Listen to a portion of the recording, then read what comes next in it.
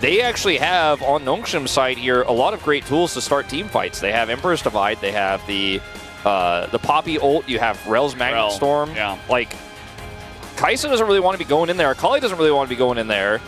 And if you're not going in there, then how are you going to front to back with this Cassante? Yeah, we'll have to just wait and see if they can somehow finagle their way into a decent mid-game and late-game state where they could potentially win. But guys, we are ready. Let's hop into the Rift for game number 1. Viego. And now they're just going to shove this in, try to make something happen here. Yeah, they're diving flash on in, Taeyoon, but the headbutt onto Jiu is perfect. First blood over to Kwangdong Freaks. A failed dive comes out as Andil gonna save this play. Helplessly, which is precisely what he does. In fact, in this case, as Alistar just gonna knock him up, and there's not enough damage. Unfortunately, Jiu does have the Feather Call, the Blade Call, excuse me, but it's not enough damage at level 3. Here. So Peter and Jiu now with no summoners, no flash, just the heal. They're going to need to call their Viego over as here's the engage. Another fantastic one from Andil, but the second Sylvie shows up makes it a little bit more complicated. Andil's getting pretty low, doesn't have flash himself as the dive isn't quite working out. They trade here as now Taeyoon's under the turret as Sylvie going to steal the Alistar and immediately use it against them. You can take these players out of challenges, but you can't take the challenges out of these players, Valdez. Oh, no. Because he's calling this out. He's probably like, oh, yeah, they think they actually think I'm not here anymore because they saw me earlier. He's going to come down.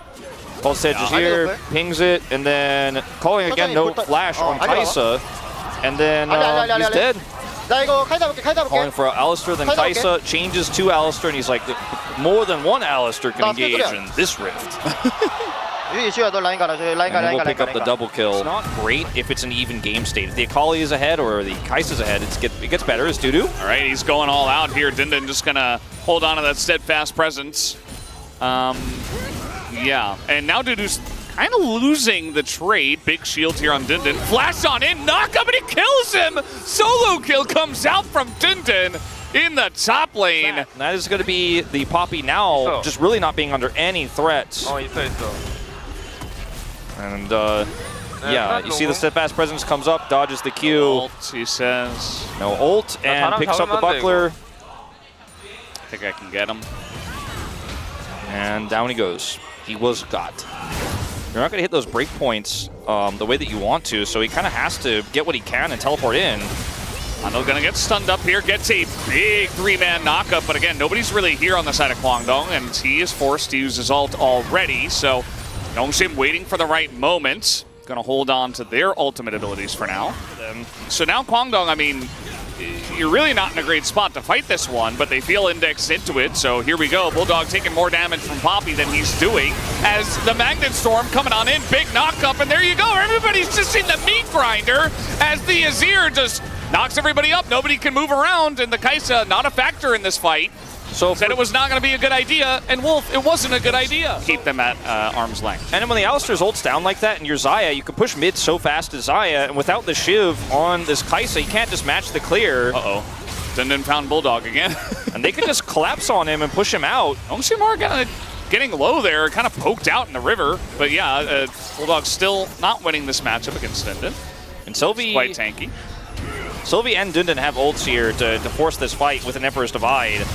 Or Heartbreaker over the wall, and now another big wombo combo. They keep him at arm's length, but Bulldog is getting a lot of value in this one. Does get in that back line. Here's Taeyoon as well, as so many Nongshim members getting super low. Sylvie finally gets one reset, as he does go into the Akali, and is only able to trade back the one kill for now. Yeah, so 1 for 1 here.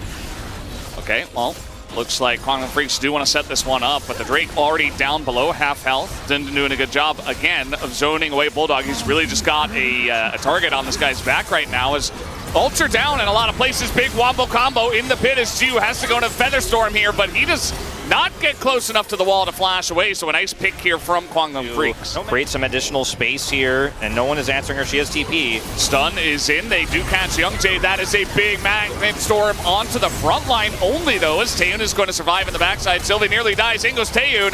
As Flash now on top of him, he gets knocked up and immediately dies. So that's just your Kai'Sa gone, and that's the sweep on the Bulldog. This is a big fight in favor of Nongshim. They take down 3 members. Even just using Magnet Storm onto 3 tanks in the front line of Kwangdong Freaks just to get it started and push them away. As now, going to take down the Mountain Drake. It looks like Kwangdong Freaks do want to take a fight here, as Bulldog losing to Fiesta, although he nearly does take out his health bar. The flash comes in, and yeah, Bulldog still going to go down. Counter to his ear, by the way. Yeah, well, yeah. Yeah, unfortunately, not right now. This is here. Not this is here. Not this is here with stopwatch. Well, got the Gromp. It's now a 5,000 gold lead, Valdez.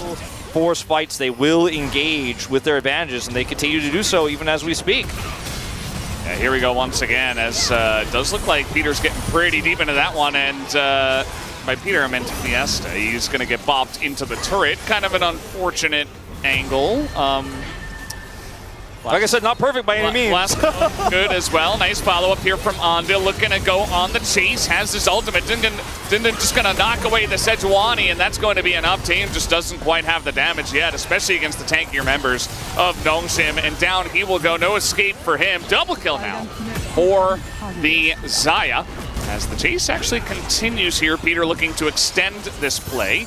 No other big objective to go for, might as well. Crashdown comes in as Dusante doing his best, but might have just gotten baited into this one. Has to flash away. Here's Bulldog, comes in from the mid lane looking for a big angle, but now he's just going to be stunned 100-0. Oh, who could have seen that coming, Wolf? Yeah, now they're diving into the turrets, and Nongshim look pretty primed and ready to take down this game. Yeah, he's got no Void Staff. Yeah, I mean, he has the sword boots, he has the rocket pelt, yeah, sure, but I mean, there's 3 Mountain Drakes at this point, so now we get a very nice big magnet storm, as it looks like the guys on Kwangdong Freaks not quite there to support, as down will go the cow. That is the double knockup, very nicely done by Dudu, as now just gonna get a nice big scoop of that Kaisa and Cassante ice cream. This Bulldog, he's like, well, maybe I can do something here. I've got the extra survivability, maybe I can catch the wave, but there is this wave that is being taxied in to the turrets here.